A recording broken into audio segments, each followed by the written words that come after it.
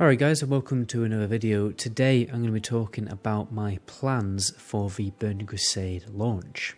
I'm not going to be doing what everyone else is doing. I think my plan is a little bit unusual, not totally crazy or really backworldish or anything like that. It's probably just very different to what most people are doing, because obviously most people are probably going to go and do dungeons, farm loads and loads of dungeons, which is very efficient, you know, if you need Fralmar rep and everything like that. But because I'm playing a Shadow Priest, I don't really need to do that, because I only really need to farm Exalted with Lower City for my Gavel, obviously, which is the epic mace, which provides a lot of spell power. Plus, the unfortunate side effect of playing too much Burning Crusade private servers is I am pretty sick of doing all those dungeons by now. I just don't want to spend the first 30 hours of playing TBC just killing fell orcs and Naga. Okay, I don't want to totally burn out and ruin the experience for myself, so this is why this time round I'm doing something just a little bit different. I'll explain the mindset of, or the philosophy of my launch plan, because the way I think about it is, if I'm going to sit at a computer, let's be honest, I'm going to go sweaty, I'm going to play the launch, and probably do a 30-hour long live stream. While I'm doing this 30-hour long live stream, providing I can actually get into the server and continue to play the server without getting server kicked or anything like that, then I may as well make the most out of it. If I'm going to be sitting playing the game for 30 hours, rather than just farming experience, why not farm gold at the same time and farm as much gold as humanly possible? Even though I'm probably going to level a little bit slower by prioritizing leveling gold and fixing up my professions, get my professions leveled up so I can make more gold with my professions, I think in the long run it will probably save more time, because I'm going to do those things at level 70 anyway. And if I don't need to do those things at level 70, I can just chill, do some dungeons, get my pre-raid best in slot and get ready for Karazhan. And by the way, if you watch this video and you're kind of getting behind the philosophy and mindset I have for my launch plan, then definitely DM me on Discord, because I would rather do this with a buddy, and I would rather than be a Warlock. I think that is the best in slot option to go in par with a Shadow Priest for this strategy. Not gonna lie, I think this strategy will be probably quite boring, because I will have to go out into the open world and grind as many things as I possibly can, and obviously there are a number of risks to that. But I still think a little bit of boredom now is better than having to just do it later anyway. And while I'm doing this boring gold farming, I'll be simultaneously gaining experience. So it really kills two birds with one stone. So obviously I have some options of where I can go in the open world to farm gold. I think the first thing you're probably thinking is go and farm primals.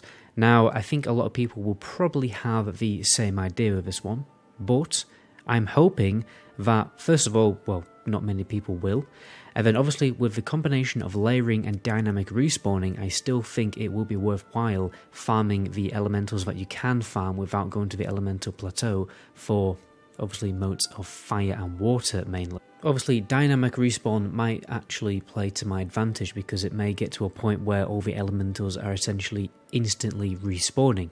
And if I can get a certain spawn location that isn't encountered by anyone else and they can be fast with tags, then I can, you know, just crack on with it. But if primals are totally contested by some kind of primal farming mafia, which, let's be honest, is probably going to happen at some point in TBC, then I do have other options. There's basically an abundance of humanoid and undead enemies in the open world in Outland, and I can basically just grind those enemies to get Neverweave Cloth, which is obviously going to sell for a lot of money early on in the expansion. Plus I need it anyway to level up my tailoring to the point where I can get my Spell Cloth cooldown ability learned, and hopefully the specialization too, though that might be difficult to actually do. I think there is a way to cheese it, because you can obviously use the item, you know, the quest item in the middle of Neverweave, not Neverweave, area 52, and if, as long as you tag the mob and do enough damage to it and the guards kill it, you still get the credit for killing that mob. So maybe I can get my Spellcloth cooldown basically linked into my tailoring skill early, which will obviously be great, because then I can put the Spellcloth cooldown on cooldown earlier than everyone else. If I can put everything on cooldown, maybe even Shadowcloth and the other one Mooncloth all on cooldown day one, then in 3.5 days after that, then I can get it again. So by the time everyone's got, you know, 1 or 2 cloths, I can have more. Obviously there will be people who will have the cooldown rolling on multiple characters, but I'm only going to probably have 2 to 3 characters with those cloth cooldowns going. What I'm hoping to do is farm enough gold on the launch, but I don't actually have to farm gold, well, when I'm level 70 for a very long time, and I can just chill. Obviously, every single little bit of resource that you can farm in the open world is going to be worth much more in the first couple of weeks of a launch, so basically I'm just trying to capitalize on that.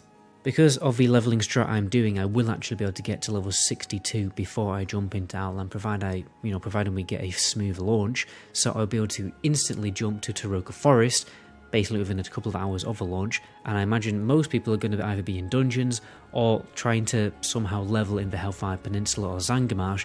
Meanwhile, I can just jump to Tshirts Forest, go and find some humanoids to farm. I already have some in mind. I'm not really going to reveal all the locations that I have in mind, because I don't want other people to use those on my server too, but I can probably crack on, and hopefully the area will be pretty empty. I know that's pretty optimistic, but I've played the Warlords of Draenor launch, and I did something similar when that launched.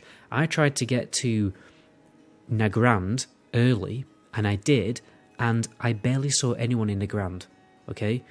And I think that was because people were getting so bottlenecked in the earlier zones to the point where the zones were just lagging that they couldn't even get to the new zones. Hopefully I'll get lucky with something like that, because the Warlords of Draenor launch was interesting because everyone got stuck in a garrison and nobody could even move around. It was very strange. People couldn't even fly around, right, without crashing their game.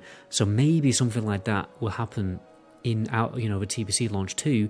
Meanwhile, I'm chilling in Tshirts Forest, just having a whale of a time farming some random mobs. Meanwhile, everyone is stuck in Hellfire Peninsula. Obviously, I've also got to get through Hellfire Peninsula by some method, which will obviously cause complications. Because, I mean, this is the rough plan I have, but it could go all up the wall.